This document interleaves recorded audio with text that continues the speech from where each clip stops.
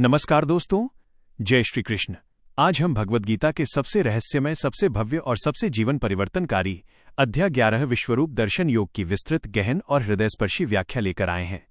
ये वो अध्याय है जिसे पढ़ते या सुनते ही अर्जुन के साथ साथ हम सबके रोंगटे खड़े हो जाते हैं और आंखों से आंसुओं की धारा बहने लगती है। यह केवल एक दर्शन नहीं, बल्कि हमारे जीवन के अंतिम सत्य और उद्देश्य का खुलासा है। अध्याय का सार एक झलक। अर्जुन की जिज्ञासा से शुरू होकर भगवान श्री कृष्ण अपना विश्वरूप दिखाते हैं। अनंत मुख, अनंत नेत्र, अनंत भुजाएं, सूर्य चंद्रमा जैसे नेत्र, अग्नि जैसा मुख, तीनों लोगों को दहकता हुआ वो रूप।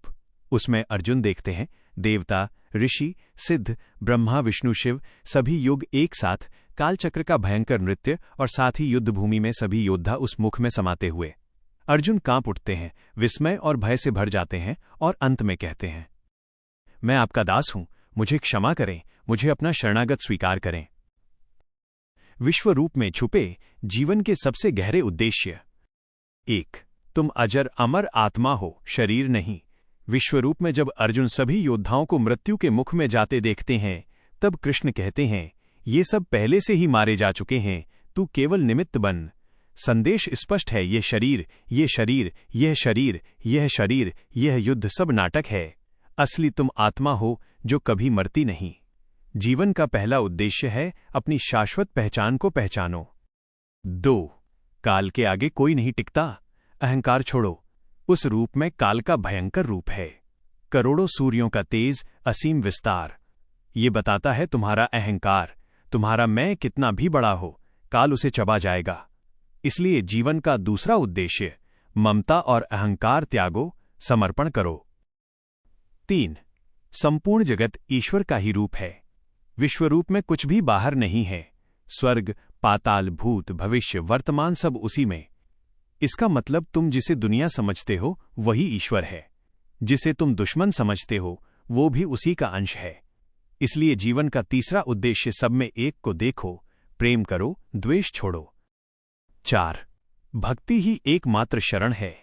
जब अर्जुन भयभीत होकर गिर पड़ते हैं, तब कृष्ण कहते हैं, अनन्य भक्ति से ही मुझे पाया जा सकता है। न कर्म, न ज्ञान, न युग, केवल प्रेमपूर्ण समर्पण। यह अध्याय चीख चीख कर कहता है, जीवन का चरम उद्देश्य है भगवान को अपना मानकर उनके चरणों में गिर जाना। 5. कर्म तो करना है, फल की चिंता मत कर। विश्वरूप दिखाकर कृष्ण फिर कहते हैं, अब उठ, युद्ध कर। अर्थात दर्शन के बाद भी जीवन में कर्म करना है। डर मत, मोह मत, बस निष्काम कर्मयोग से आगे बढ़। यह अध्याय डरपोक को साहसी और मोहग्रस्त को निर्लिप्त बना देता है। विश्वरूप का सबसे मार्मिक श्लोक 32 से 34। श्री कृष्ण कहते हैं, मैं महाकाल हूं, जगत का संहार करने वाला। तेरे बिना भी ये सब मरने वाले हैं। उठ, यश प्राप्त कर, शत्रुओं को जीत और राज्य भोग।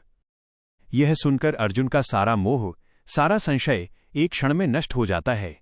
यही इस अध्याय का चमत्कार है। ये तुम्हारे भीतर बैठे डर, मोह, संशय को जड़ से उखाड़ फेंकता है। अंतिम संदेश, जीवन का असली लक्ष्य।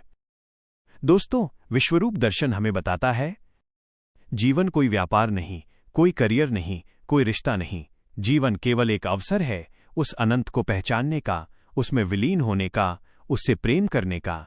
जब तक तुम मैं और मेरा में जी रहे हो, तुम काल के दांतों में हो।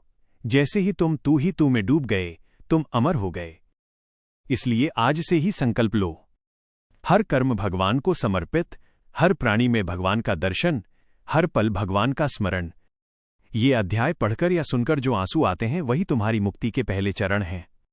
दोस्तों, अगर ये व्याख्या आपके हृदय में उतरी हो, अगर एक भी बूंद आंसू आया हो, अगर एक भी संकल्प जागा हो, तो कृपया इस वीडियो को लाइक करें, चैनल को सब्सक्राइब करें और घंटी दबाकर ऑल कर लें, ताकि गीता के बाकी अध्याय भी आप तक पहुंच सकें। कमेंट में जरूर लिखें जय श्री कृष्ण और अपना एक संकल्प भी लिखें।